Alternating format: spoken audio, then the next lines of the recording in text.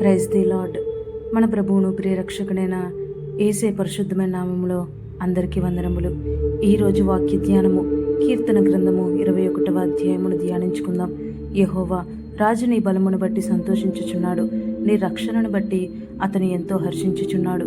అతని మనోభీష్టము నీవు సఫలం చేయుచున్నావు, అతని పెదవులలో నుండి వచ్చిన ప్రార్థన నీవు మానక అంగీకరించుచున్నావు. శ్రేయస్కరమైన ఆశీర్వాదములతో నీవు అతనిని ఎదుర్కొనిచున్నావు.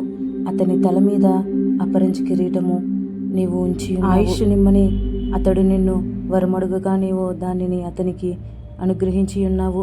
సదాకాలము నిలుచు దీర్ఘాయువు నీవు దయచేసి ఉన్నావు. నీ రక్షణ వలన అతనికి గొప్ప మహిమ కలిగెను. గౌరవ ప్రభావములను నీవు అతనికి ధరింపచేసి ఉన్నావు. నిత్యము ఆశీర్వాద కారకుడుగా నుండునట్లు నీవు అతన్ని నియమించి ఉన్నావు. నీ సన్నిధిని సంతోషముతో అతన్ని నుల్లసింపచేసి ఉన్నావు.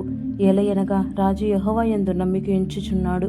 సర్వోన్నతుని కృపచేత అతడు కదలకుండా నిలుచును. నీ హస్తము నీ శత్రువులందరినీ చిక్కించుకొనును. నీ దక్షిణ హస్తము నిన్ను ద్వేషించు వారిని చిక్కించుకొనును.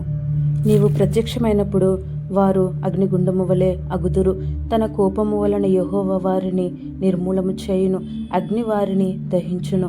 భూమి మీద నుండకుండా వారి గర్భఫలమును నీవు నాశనము చేసెదవు.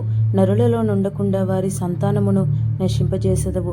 వారు నీకు కీడు చేయవలెనని ఉద్దేశించి దురాపాయము పన్నిరి, కానీ దానిని కొనసాగింపలేకపోయిరి. నీవు వారిని వెనుకకు త్రిప్పివేసెదవు. నీ ఇంటి నారులను బిగించి వారిని ముఖము మీద కొట్టెదవు. యెహోవా నీ బలమును బట్టి నిన్ను హెచ్చించుకొనుము. మేము గానము చేయుచు నీ పరాక్రమమును కీర్తించదము. ఆమెన్.